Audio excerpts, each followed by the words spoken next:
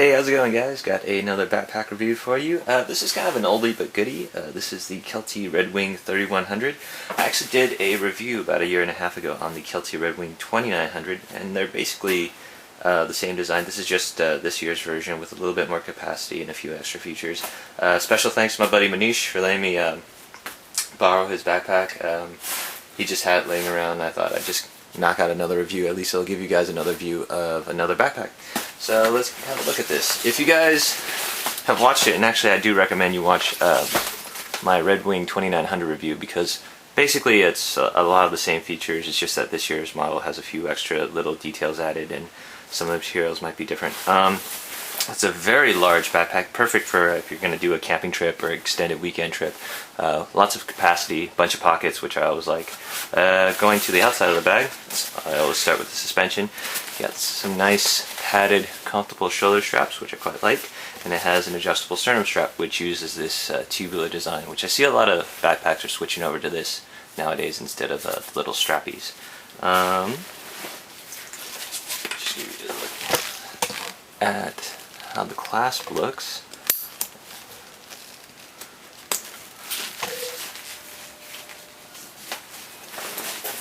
And then moving on down right here, you have a padded waist belt. It's pretty big, wraps around your entire waist, and it's really well padded. I like that in some instances. For a backpack this size, you do want a really well padded and durable waist belt. It's held in by this big clasp as well. Kind of has that funky looking kind of shape that you don't see too often. I see a lot of like this kind of look for the clasp for like Gregory backpacks as well.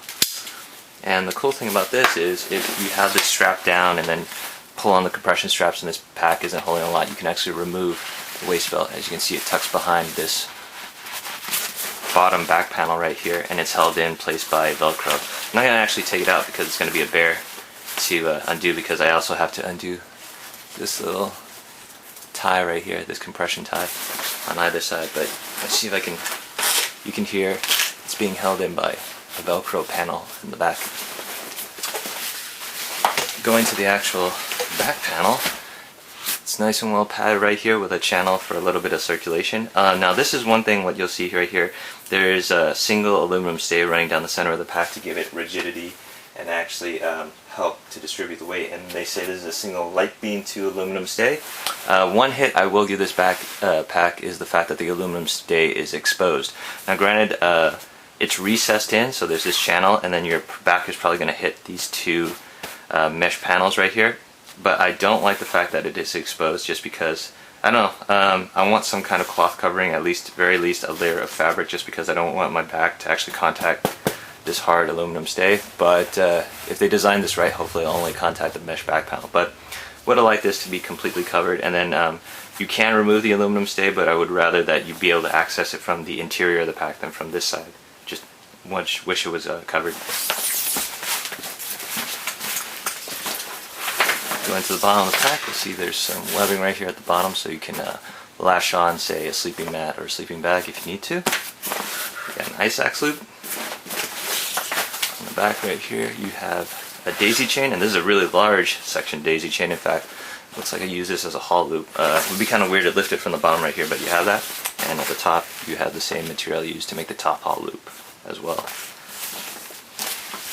Going to the side, you have a bottom mesh pocket with an elastic closure, and over that is a compression strap, which can also be undone with a clasp.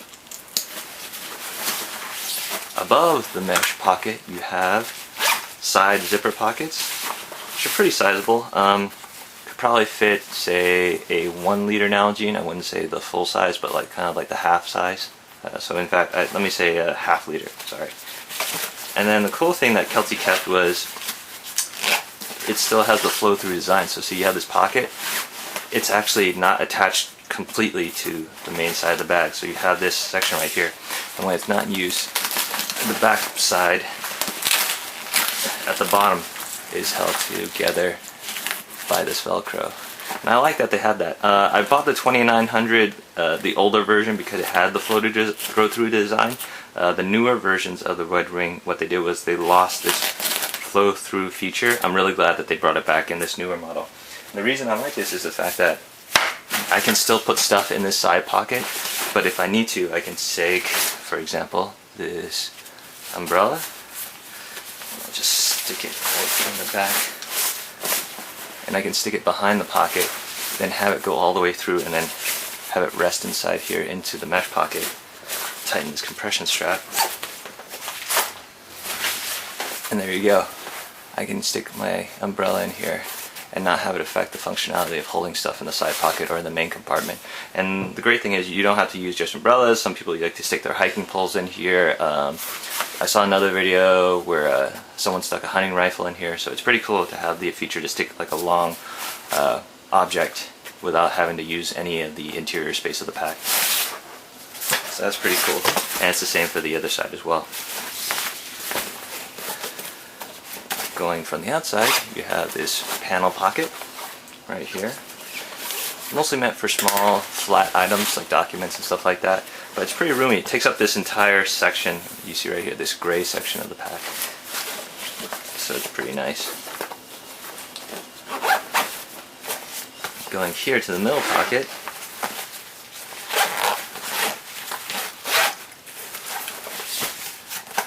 you have a panel opening middle pocket.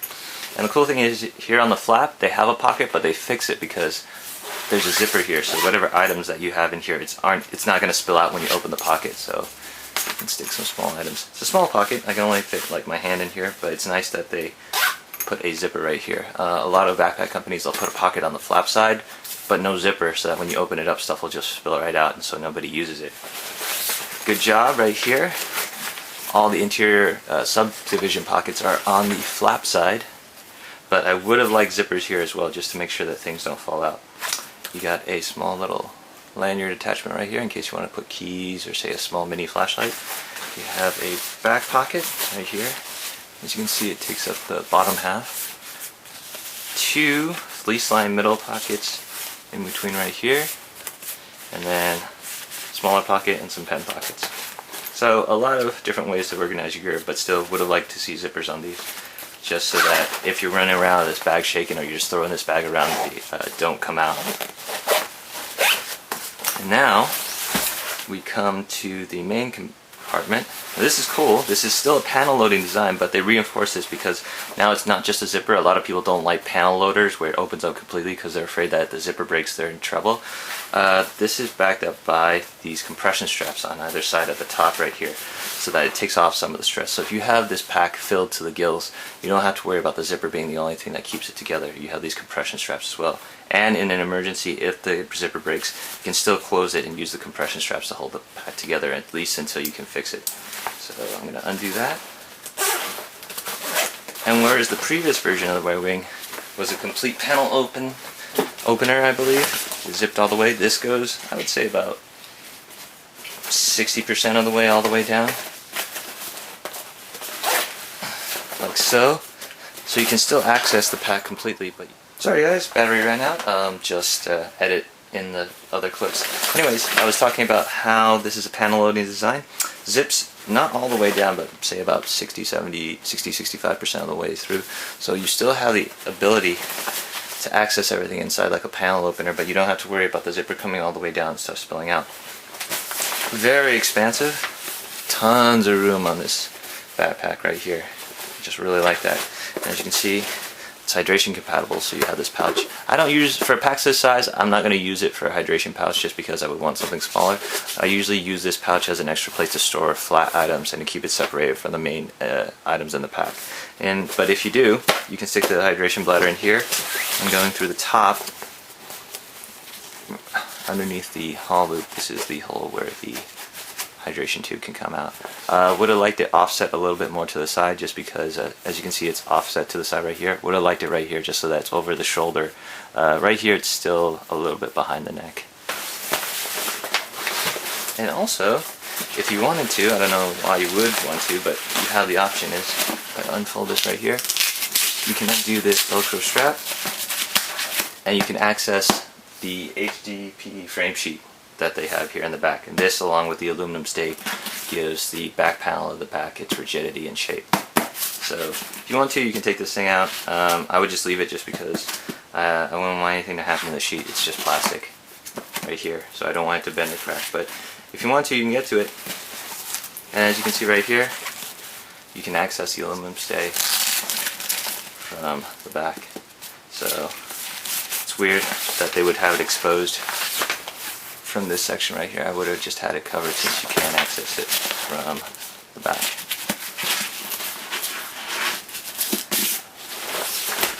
All in all, it's still the same old Redwing that I've come to know and like. Lots of pockets, tons of storage space, and quality construction. And in case you guys were wondering, this bag is composed of body fabric 600D polyester wrist strap, that's for the main body, and 600D polyester Oxford.